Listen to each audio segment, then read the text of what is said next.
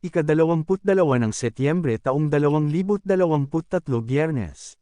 Ika-24 na linggo sa karaniwang panahon. Unang pagbasa. Unang Timoteo Kapitulo 6, 2-12. Pagbasa mula sa unang sulat ni Apostol San Pablo kay Timoteo. Pinakamamahal, ituro mo't ipatupad ang mga bagay na ito. Sino mang nagtuturo ng iba kaysa rito at di sang-ayon sa salita ng Panginoong Hesukristo at sa mga aral tungkol sa kabanalan ay nagyayabang ngunit walang nalalaman. Sakit na niya ang manyaligsa at makipagtalo tungkol sa mga salita, bagay na humahantong sa inggitan, alitan, kutyan, at pagbibintang.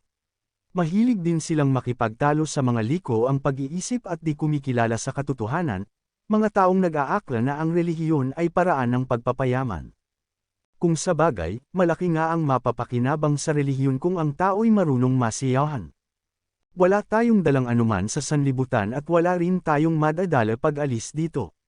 Kaya, dapat na tayong masiyahan kung tayo'y may kinakain at dinaramit.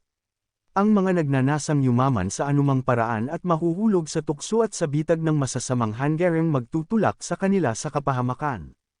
Sapagkat ang pag-ibig sa salapi ay siyang ugat ng lahat ng kasamaan. Dahil sa paghahangad na magkamal ng salapit, may mga nalayo sa pananampalataya at nasaklad sa paghihirap ng kalooban.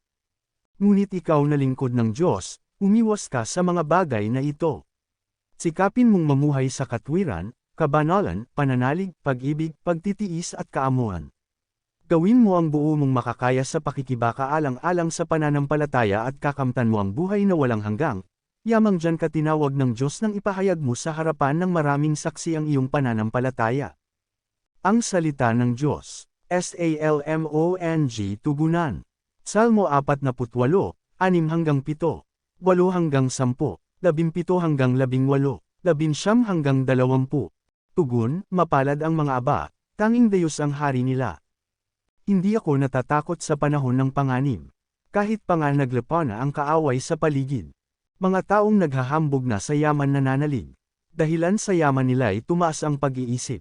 Tugon, mapalad ang mga aba, tanging Diyos ang hari nila. Hindi kaya ng sinumang ang sarili ay matubos. Hindi kayang mabayar at kabyusan sa kamay ng Diyos.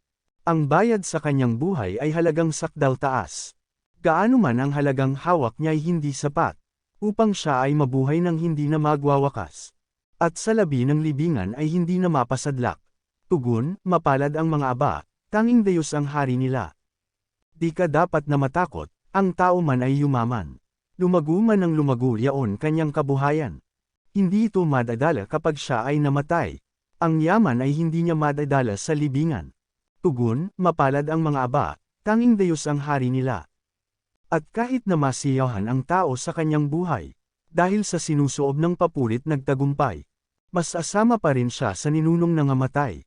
Masasadlak pa rin siya sa dilim na walang hanggan. Tugon, mapalad ang mga aba, tanging Diyos ang hari nila. Alleluya. Mateo Kapitulo 11, 25.